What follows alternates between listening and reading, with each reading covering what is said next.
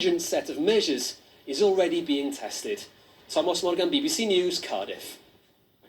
The latest government figures show 19,790 new coronavirus infections recorded in the latest 24-hour period. That means the average number of new cases reported per day in the last week is 21,628. 1,015 people had been admitted to hospital on average each day over the week to last Tuesday. 151 deaths were reported. That's people who died within 28 days of a positive COVID-19 test. That means on average, in the past week, 179 deaths were announced every day, which takes the total number of deaths so far across the UK to 44,896. Now in Europe, Spain has announced a state of emergency this afternoon, and Italy has also announced much tougher COVID restrictions.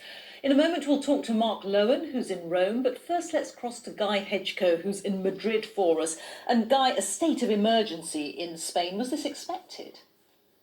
Well, I don't think it came as a huge surprise here in Spain, and that's partly because of the severity of the second wave of coronavirus here. Last week, Spain became the first European country to surpass 1 million cases in total since the pandemic began. Also, there's been pressure from many regional governments on the central government to take a measure like this. And in practice, what it's going to mean is the introduction of a curfew across the country. Also, it will mean that those regional governments will be allowed to take any measures in terms of restrictions on movement, restrictions on social activity that they deem necessary in their specific areas of the country. I think it did come as a surprise in the sense that Prime Minister Pedro Sanchez says that he expects this state of emergency to last through until May. So that gives us an idea of how the government sees this situation panning out. And Mark, what's being announced in Italy? Well, Rita, compared to the full closure of the first wave, this is a looser lockdown. Restaurants and bars must stop serving tables at 6 p.m. There's then takeaway service until midnight. Gyms, pools, cinemas and theatres must shut. There's a strong recommendation that people only move around if they really need to do so.